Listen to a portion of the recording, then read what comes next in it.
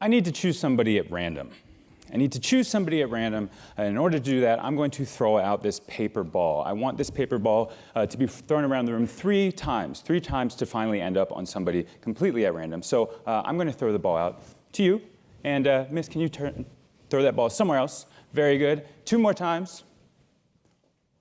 And one last final time. Go for it. Throw it hard. It landed on the floor. It is up for grabs. It is up for grabs. Perfect. I'm going to come down over to you. I'm going to come down to, would you mind helping out, sir? You don't have to do much. It's going to be very simple, I promise. You can stay right where you are. You don't have to get up. It's even easier than that. You cool? Awesome. I'm going to come over there. I've got this bell here that you just heard me ring. If you wouldn't mind, can you pass this bell back to him, please? Pass that bell over to him. Pass that over. Very good. What is your name, sir? James. Say again? James. During this talk that I'm about to give, it's about 20 or so minutes, I want you to ring that bell, just like I did. Ring it 3 times real hard, all bang, bang, bang, sort of like that, okay? I'm talking for about 20 minutes, so do it in that time. Be very aware that I'm only talking for 20 minutes, so don't forget about it. And I want you to do it at any time that you like. Really, don't let me influence you. Don't let anybody around you force you to do it. I want you to ring it when you really feel truly like you want to do it. And you can do it when you're happy or when you're bored or whatever. And you can completely interrupt me if you want. I promise I won't be offended, okay? But again, keep in mind that I'm only going to be talking for about 20 minutes. And don't do it too soon, okay? We don't want to ruin the suspense. We'll build it a little bit, okay? So very easy. Just ring that bell at some point whenever you want, okay? We good? Okay. All right. Going back to the stage right now. Like well mentioned, my name is Dan White, and I am a magician. And I'm sure a lot of you are wondering, why do we have a magician here today?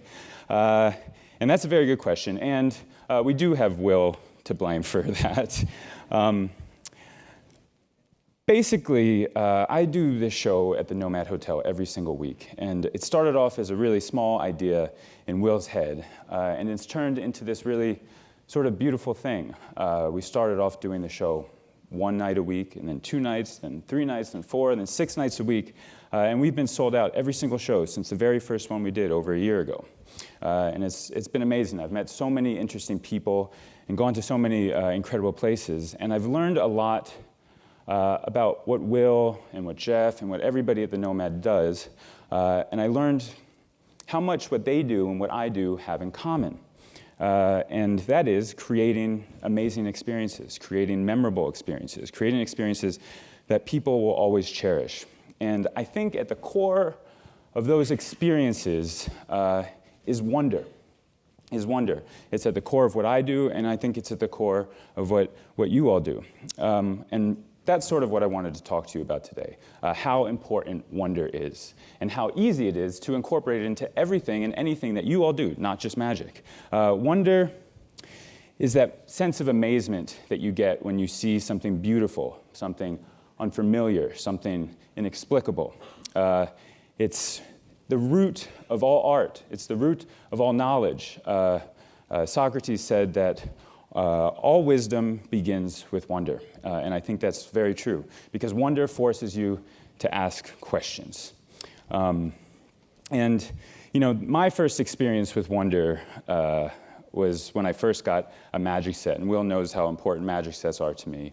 The first time I ever got a magic set, I opened it up, and I felt like I had access to superpowers.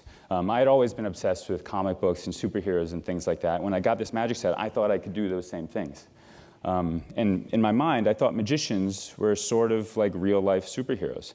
The first time I ever saw David Copperfield, I was about 12 years old. I went to his show, and he literally flew across the stage. Like, seriously. He went through hoops and into boxes, and I thought he was the coolest guy in the entire world, and I wanted to be just like him. And in that moment that he was flying, I sort of realized that I wasn't thinking about how the trick was done. I didn't care about that anymore. I was just thinking and realizing that this was a beautiful moment, that this was giving me wonder, that this had inspired awe in me. And I was a 12-year-old chubby Asian kid sitting in a magic show, crying my eyes out, because it affected me so deeply.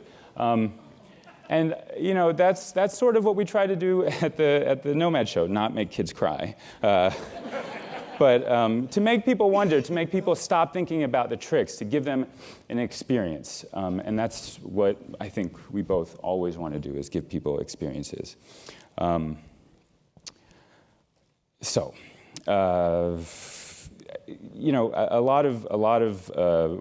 first time that Will ever asked me about doing this show at the Nomad Hotel, I was immediately sort of filled with nervousness, because I knew the expectations that people have for everything that goes on at the Nomad. And I knew that I had to live up to that.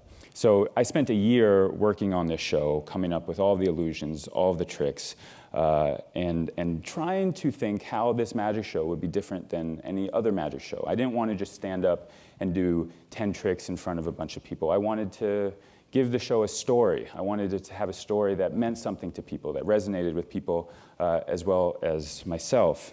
And I wanted the show to be interactive. I wanted it to be fun. I wanted it to feel like every show was different, that every single person felt like I was doing magic for them and not at them. And so I wanted to sort of take a little break from what I'm talking about right now and show you all something that I do in the show every night that is interactive, that is fun, that involves all of you at the very same time. In your welcome packets, you all should have received some playing cards, 4 playing cards in the back of those books in the little pockets. If you do not have your book or you do not have cards, raise your hand and we will give you some cards. Right there. Anybody else not have cards? Perfect, thank you. Once you get your cards out, I want you to shuffle them. I want you to mix them, give them a good mix them any way you like, mix them any way you like. Mix them any way you like. Perfect. Oh, some music too. That's great. Anybody else not have cards? Fantastic. Now, over here, not have cards. No cards. During this whole thing, it's very important that you keep the cards in your hands, because this is all going to happen in your own hands. So keep them in your hands. Also, it's very important that you follow these instructions that I'm about to give you very carefully, because if you do not, this might not work for you, and then you're going to be pissed off at me. But it's really going to be your fault, okay? So I want you to all pay attention. Pay attention. Does anybody not have cards? I'm trying to get some cards over there. Very good, very good, very good. Again, once you have your cards, mix them, shuffle them, and once you feel satisfied with how they're shuffled, I want you to turn them face down in your left hand. Face down in your left hand, face down in your left hand. Very good, very good, very good, very good. Face down in your left hand. Perfect. I want you all now to take the cards as a group of cards, not one card at a time, but as a group of cards. And I want you to turn them so that they're in landscape mode. Landscape, not portrait, landscape. Very good, very good. And I want you all to take the cards again as a group of cards, not one card at a time, but as a group. And I want you to rip them in half. Rip them in half down the middle, down the short ends, just like this, down the middle, down the short ends. And once you have done that, I want you to keep the 2 piles separate. 1 pile in each hand, face down. 1 pile in each hand, face down. 1 pile in each hand, face down. We're going to wait for the people who cannot rip the cards. It's okay, it's difficult. If you've done it already, congratulations. Again, if you've done it already, keep the 2 piles separate, 1 pile in each hand, face down. Are we good? Yes. Need to hear loud on that. Are we good? Yes. There we go. I want you all now to make a decision. I want you to put 1 pile on top of the other. It's up to you, very simple, but put 1 pile on top of the other, and once you've done that, square them up and keep them face down. Perfect. I want you all now to make another decision. I want you to cut your cards. What I mean by that is lift off a certain number of cards from the top of the pack, however many you want, and put those cards on the bottom of the pack, cutting your packs. And once you've done that, square them up and keep them face down. Are we good? Yes. Great. I want you all now to take the top 3 cards off the top of the pack, just like this. 1, 2, 3 off the top. And I want you to take those 3 cards, and I want you to very carefully slide them somewhere in the middle of the rest of your pack. Somewhere in the middle, not on the top, not on the bottom, but all 3 of them in the middle. And once you've done that, square them up and keep them face down. Perfect. I want you all now to take the very top card of your pack, the very top card of your pack, and I want you all to sit on it. Sit on it, put it underneath your butts. Very good. Get it under there. Very good. Perfect, perfect. Keep it warm. Awesome. Miss, can you name a number between 2 and 5 for me, please? 4. I want everyone to take the top 4 cards off the deck this time. 4 cards off the top of the pack, just like this. 1, 2, 3, 4 off the top. And I want you to take those 4 cards, and again, I want you to very carefully slide them into the middle of the rest of your pack. They can be together or separate, but all 4 of those cards have to go in the middle, and once you've done that, square them up and keep them face down. Perfect.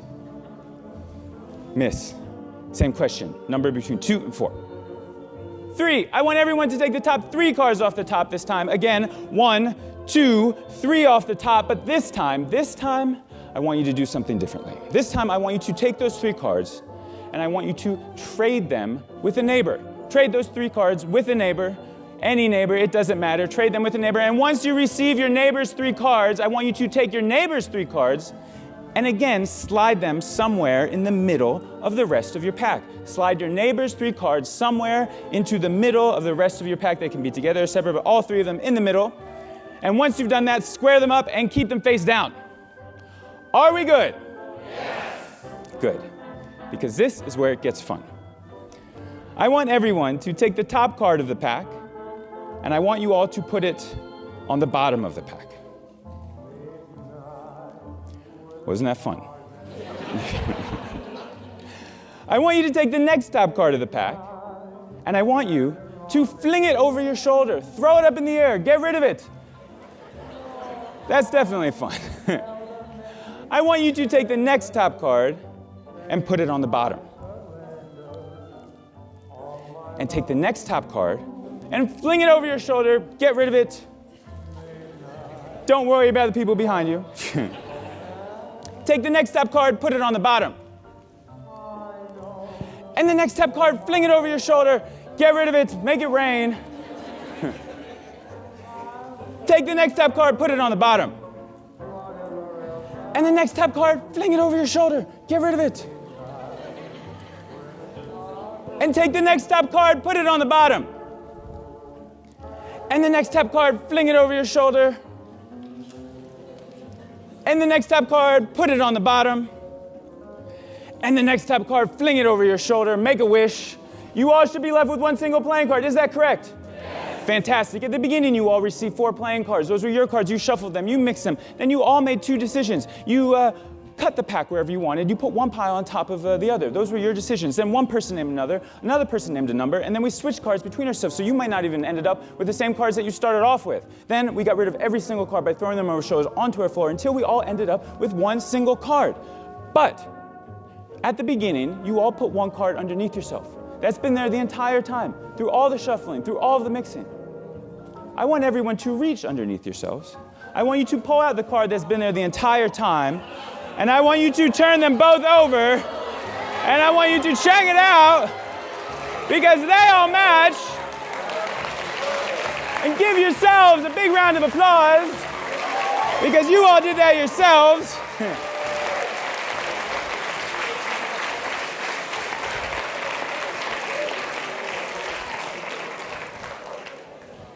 That was fun, right? That was a good time. Now, I know a lot. We've been talking all day about being present, and I wanted to touch on that a little bit because there's some things that I do as a magician to stay present, to stay in the game. I've done the show over 200 times now, which is crazy. And there's something that I do before every show that I wanted to talk about. So there's this moment right before I go out on stage where I can see every single person's face, sort of like I'm looking right now. But no one can see me. And it's kind of this really beautiful moment for me because it's silent. And I say to myself, in that moment, I say, and I look at everybody, and I say, I love you. I love you. I love you. I love all of you. I love all of you because you all give me the ability to do what I love for a living. And I want to show you the best show that I can possibly give you tonight.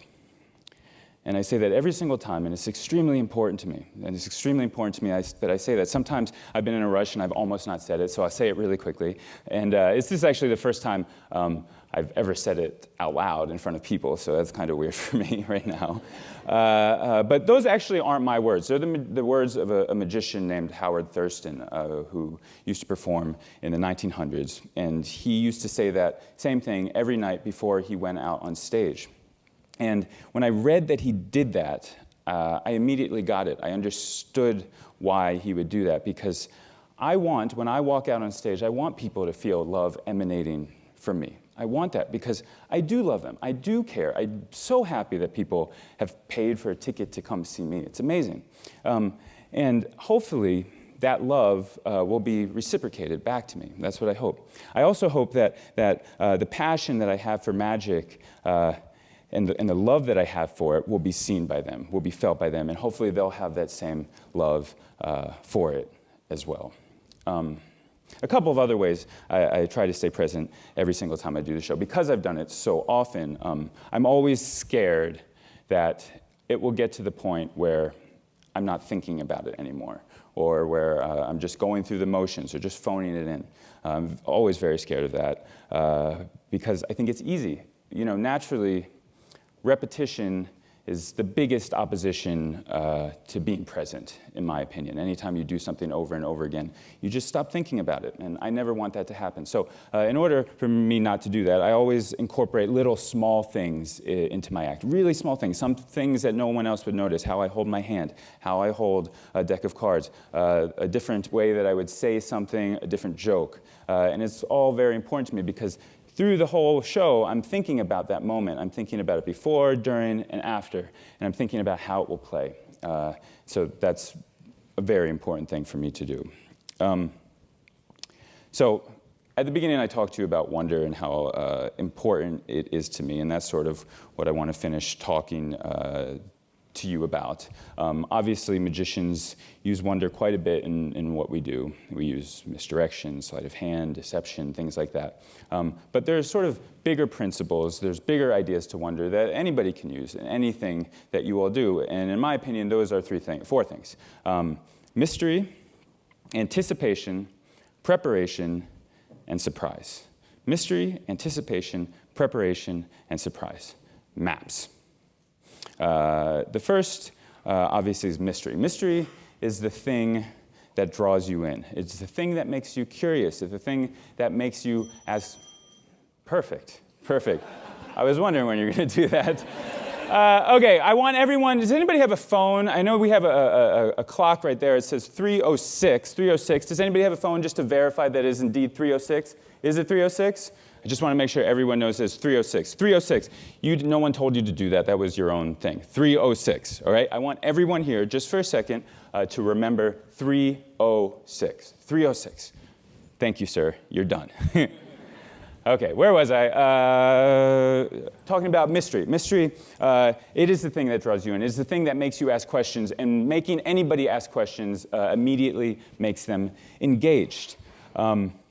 You know, it's as simple as what's behind that door, or the wrapping on a gift, or this deck of cards that I've been holding in my hand the whole time. People, I'm sure you're wondering, when's he going to do something with a deck of cards?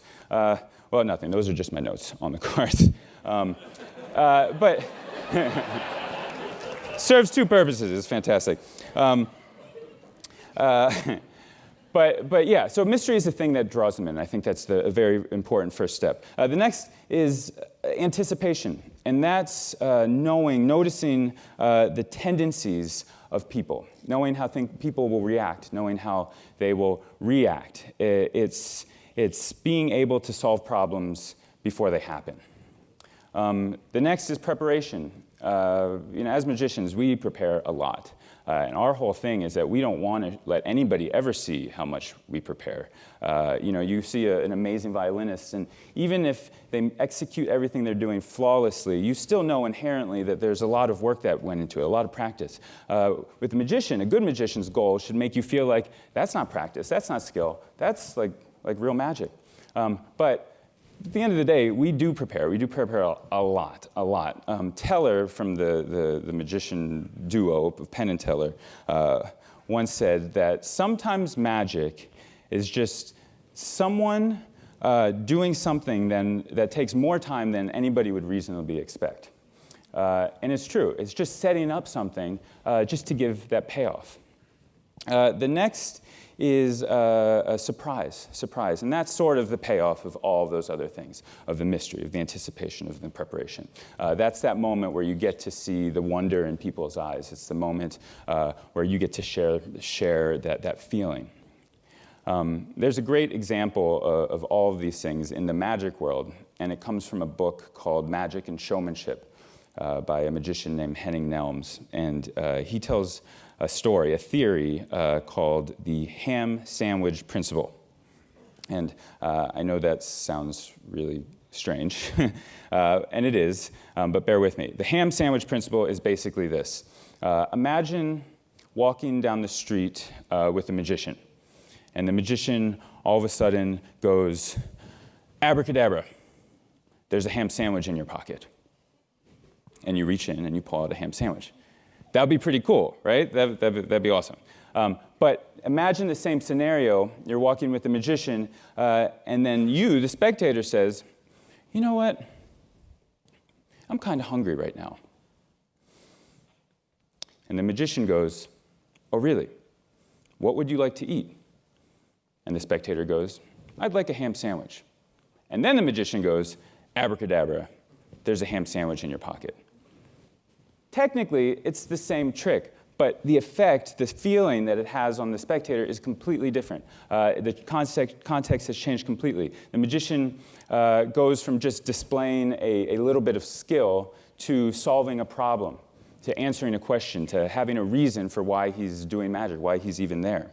In the first case, it's just, how to get the sandwich in my pocket, and when do you do that? In the second, it's, how did he know that I was hungry? How did he know that I liked ham sandwiches? And, of course, how did he get that ham sandwich in my pocket?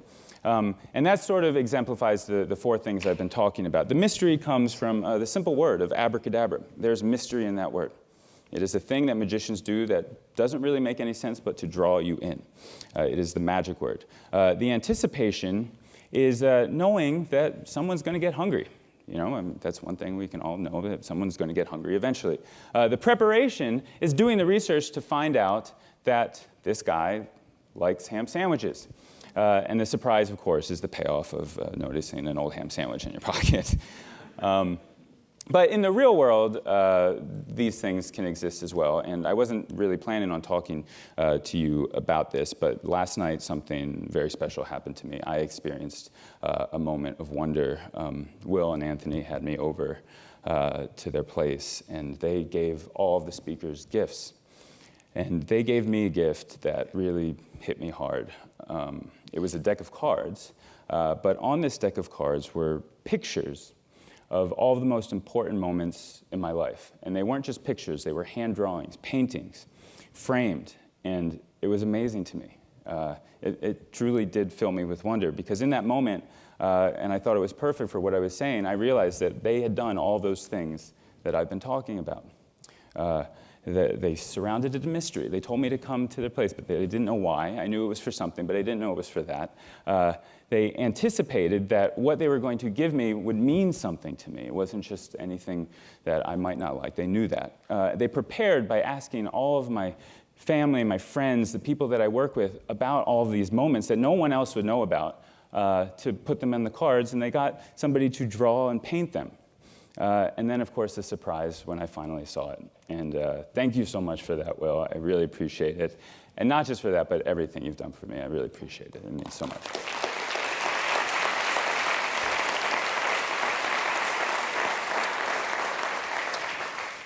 So my point here has been to remind you all to create wonder, because I think it's so important. I think it's actually very easy. It's just about taking the time to do things, to think about things, to think about people, to think about the people that you're working with, to take those moments to care about them. And in those moments, they will care back, I promise. It's something so special. Wonder creates memories, and memories creates feelings, and feelings creates loyalty in anything that you do. So As a kid, I experienced wonder, and that wonder made me want to give wonder back. It wanted me to share it. And right now, I would like to share with you a little bit more wonder in hopes that you will go on to share wonder with everybody that you deal with. So, at the beginning, I gave somebody a bell, right? You rang it 3 times at, was it 3:06? Is that correct? 3:06, right? There's been a chalkboard standing here the whole time. Before the show, before I came out, I wrote something down on this chalkboard. Something in chalk, a time that I thought might be important. You could have rung it any time. No one influenced you. That is correct. 3:06.